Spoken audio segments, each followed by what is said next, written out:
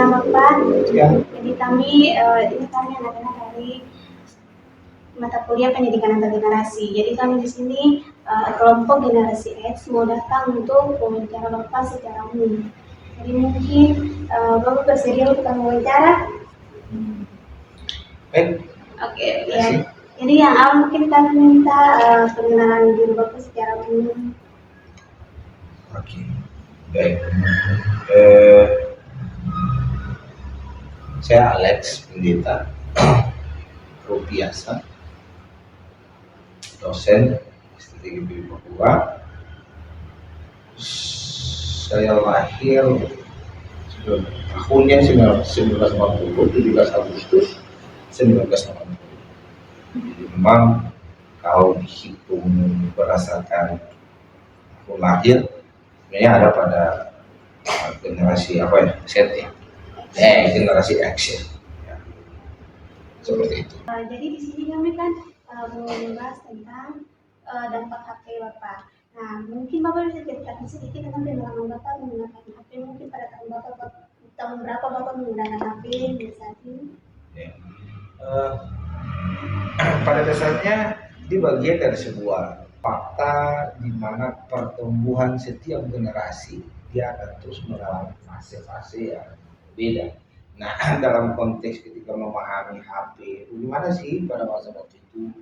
Nah, 1980 itu saya berpikir bahwa itu titik masa X titik terakhir.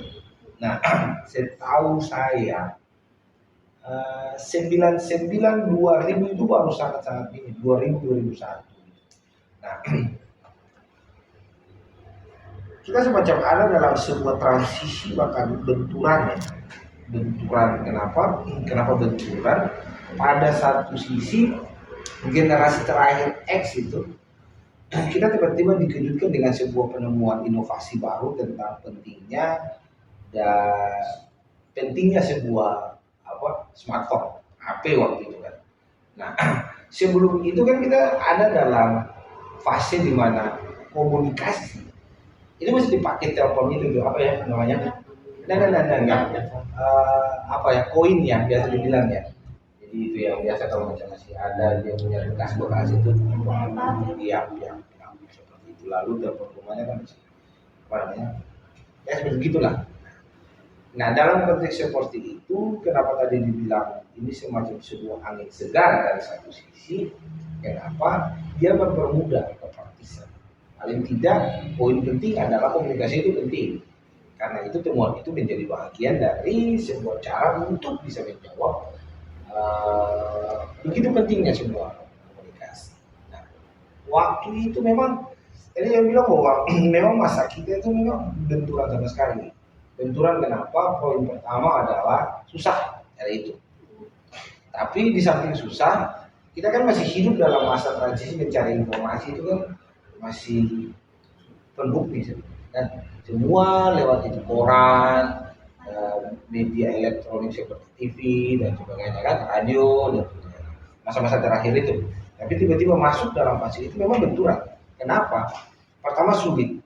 Kedua ekonomi, karena masuk dalam sisi angkatan X terakhir itu kita dibenturkan dengan masa krisis moneter. Jadi memang konteks ekonomi juga memberikan pengaruh bahwa sebenarnya tidak hanya transisi dari sisi penggunaan, untuk mendapatkan itu memang susah. Gitu. Ya memang ada, biasa dibilang HP jadul ya, gitu. Kan Nokia yang ketika di telepon itu bunyinya itu seperti sirine. Gitu kan. Tapi memang waktu itu baru. Karena itu yang memang dia inovasi baru pertama gitu kan. Jadi ada yang panjang, Nokia panjang yang pakai antene. Tapi itu kalau ada yang menggunakan itu luar biasa. Tapi waktu itu kan kita belum terlalu, karena fiturnya juga belum terlalu banyak. Poinnya kan hanya bisa telepon, SMS. Ya itu sudah. Jadi dari sisi pengalaman memang shock gitu. Karena dihadirkan dengan fitur ini komunikasi. Walaupun satu sisi senang karena pada waktu itu karena tidak ada angkatan itu angkatan 80 turun ke bawah itu memang ketika bicara tentang komunikasi penting, tapi ribetnya itu luar biasa. Itu masih surat, kita masih bermain dengan simbol, ya kan? Jadi memang benturan sama sekali.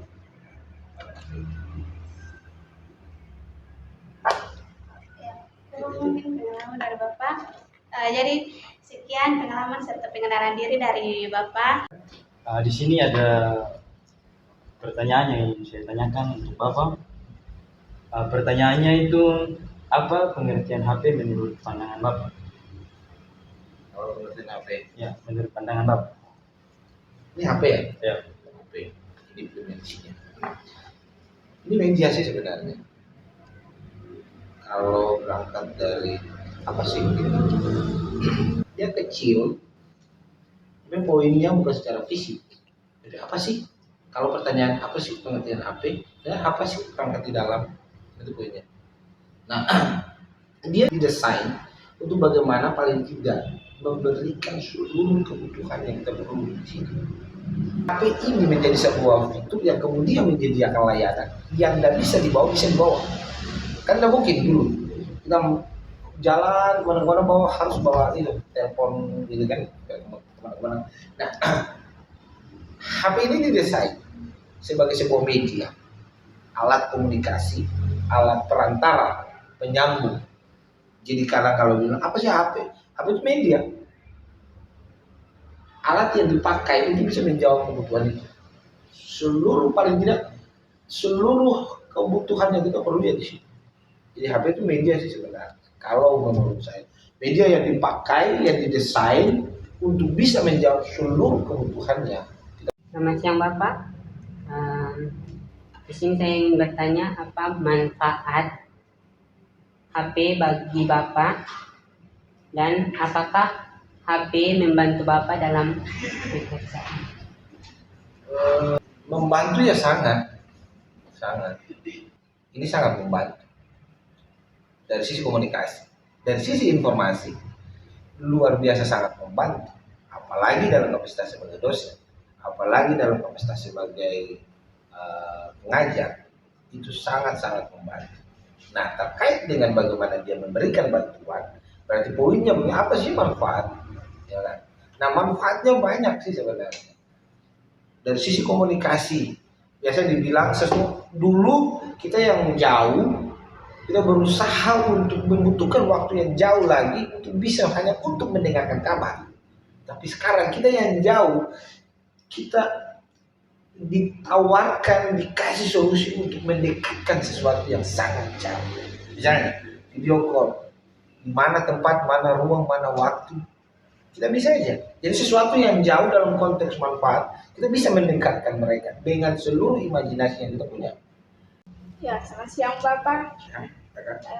Bapak, di sini saya akan menanyakan sebuah pertanyaan Bapak. Apakah ada dampak negatif dan positif setelah Bapak menggunakan HP? Tidak ada satupun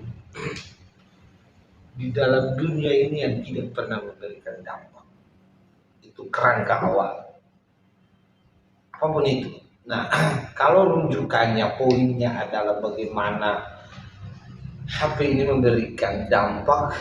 Dampak ini tidak bisa positif, plok positif, dan juga kan pasti harus ada perbandingan negatif. Missnya seperti apa? Nah, jadi kita berbicara terkait dengan dampak. Saya pernah bilang, karena kebetulan status saya itu bapak asrama, saya pernah bilang di anak asrama saya bahwa satu klik dalam konteks memahami smartphone, dia bisa membawa kita dalam dua ruang. Jadi satu klik itu menentukan perjalanan itu. Keputusan, tetapi juga perjalanan peradaban ke depan. Satu klik, itu kita bicara dampak. Kalau kita bicara tentang HP, satu klik apa maksudnya? Hari ini kalau kita mau searching sesuatu yang negatif, hari ini juga bisa. Hari ini kalau klik kita mau menentukan bagaimana masa depan kita, bagaimana keinginan kita. Tinggal satu klik, kita tidak butuh 2 klik, 3 klik, 4 klik, 5 klik dan sebagainya, bla bla bla. No. Kita membentukkan hanya satu klik. Jadi hari ini kalau kita membutuhkan informasi tentang gimana ya tugas ini, tak jadi. Tapi hari ini ketika kita mengambil sebuah keputusan untuk mengambil keputusan untuk mempergunakan ini dalam konteks yang negatif, bisa. Apa?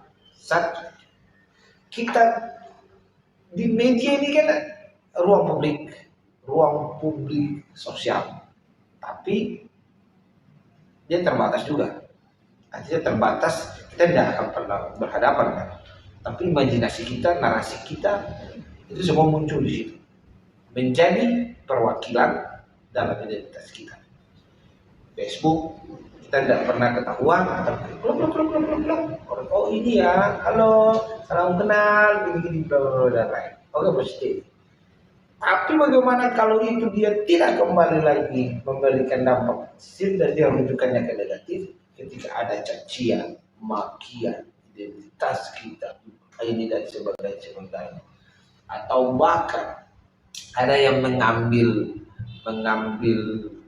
informasi privat dari orang lain di dalam fitur-fitur tertentu, silakan ambil itu. Atau bahkan yang negatif, HP ini tergantung kita sih sebenarnya bagaimana kita menempatkan itu. Karena poinnya adalah tidak ada hal yang tidak akan pernah memberikan dampak positif saja atau negatif saja. Nah, kendalinya ada di kita sih sebenarnya. Bagaimana kita mau mengarahkan klik kita dalam hal mau mempergunakan manfaat ini seperti yang tadi ya. Kalau kita arahnya ke negatif, kita akan ada dalam kondisi itu. Tapi sangat-sangat tipis antara perbedaan antara positif dan negatif. Itu kecil sekali. Seperti itu. Saya semuanya Pak. Ya, itu. Jadi di sini kita masuk ke pertanyaan selanjutnya. Menurut pandangan Bapak, bagaimana Bapak melihat perbedaan dalam penggunaan HP pada masa sebelum Bapak sama sesudah Bapak dalam hal ini penggunaan HP pada waktu Bapak punya orang tua itu pada masa sebelum, terus baby booms, terus masa sesudah itu masa setelah generasi Bapak itu generasi X, generasi Z, generasi Y sama generasi Alpha. Iya. Pada dasarnya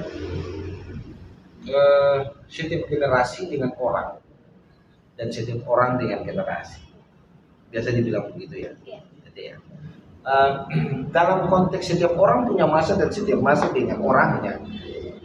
Salah satu poin yang harus dilihat adalah dia akan mengalami transisi. Kenapa? Dalam konteks masa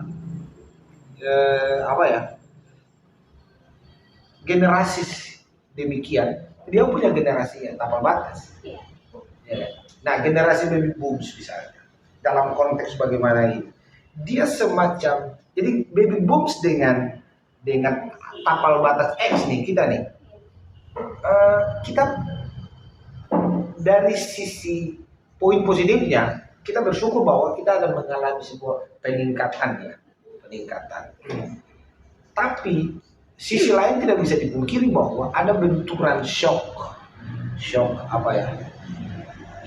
informasi yang artinya bukan informasi apa sih, boleh lah, tapi shock informasi itu maksudnya dalam arti bahwa dulu informasi itu susah sekali, ya. Itu bisa membayangkan dulu, itu tanya aja sama mama, itu sama om, sama tante, masa-masa kapal batas ini, angkatan kapal buat turun ukur panjang sampai ke baby booms. Nah, generasi ini kan sekian persen kan udah bergeser nih, hilang banget ya. Tapi yang lain masih tetap survive karena tidak ada pilihan untuk tetap harus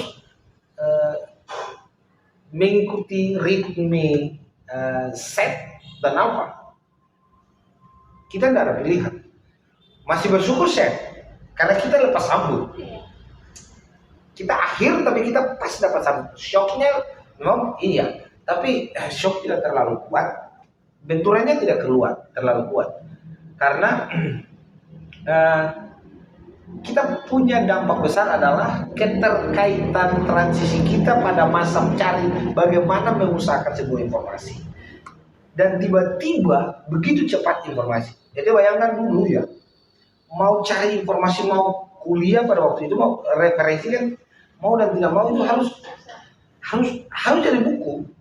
Tidak ada itu, tidak ada yang lain. Dulu komputer kan masih 1199, ya, 98, 97, 98, 99 itu mau bisa membayangkan saja ada hajatan di misalnya itu di mana nih? Bapak dan Mama di mana? Di Ambon. Ambon. Ada keluarga di Tanimbar. di Tanimbar. Bagaimana kalau informasi dari Tanimbar itu bilang di Ambon mau permandian misalnya? Itu kirim surat dari bulan Maret. Kalau ketahan, baik kalau langsung nyampe. Kalau masih orang yang bawa itu masih putar lagi, informasi sampai itu sudah habis permandian itu. Orang sudah habis CD, atau orang sudah habis baptis, baru tahu bahwa oh mama nanti baru tulis surat balas lagi itu anak itu sudah bisa CD itu. Itu bagaimana ribetnya. Gitu. Jadi pada satu sisi kita bersyukur sekali. Baby booms dan transisi tanpa batas kita bersyukur. Nah, sekarang kita cari ruang di mana untuk bisa memahami bagaimana Z dan Alpha. Nah itu fatal. Fatalnya kenapa? Karena mereka menjadi generasi penyumbang. Saya pakai kata itu. Mereka menjadi generasi penyumbang kuat, aktif, pro untuk membesarkan ini. Baik, terima kasih atas beberapa penjelasan yang sudah tadi disampaikan dari beberapa pertanyaan yang sudah kami sampaikan. Jadi di sini kesimpulannya yang kami dapat bahwa ternyata dari generasi baby boom serta generasi bapak atau generasi X dan juga generasi sesudahnya generasi Z, generasi Y dan juga generasi Alpha ternyata memiliki perbedaan yang sangat signifikan setelah munculnya teknologi atau HP. Nah, dari perbedaan itu juga ternyata kami dapat bahwa ada dampak-dampak yang ternyata yang dimiliki oleh HP dari generasi ke generasi, serta dampak positif, negatif. Kita sudah Bapak berikan contoh serta Bapak berikan penjelasannya. Di situ juga ternyata kami melihat bahwa ternyata dari pandangan antar generasi itu memiliki pandangan yang berbeda-beda tentang penggunaan HP, sehingga kami dapat mengerti bahwa ternyata penggunaan HP di setiap generasi itu berbeda-beda. Tetapi kesimpulannya bahwa ternyata HP ini sangat membantu dalam setiap generasi dalam mencari informasi atau menerima pesan dan sebagainya. Terima kasih untuk kesempatannya Bapak. Jadi di sini kami sebagai kelompok generasi X dari pendidikan antar generasi Lepas sambut ya. Dengan mau mengundur diri. Terima kasih atas kesempatannya Bapak Alex. Terima kasih. Selamat siang dan shalom. Shalom.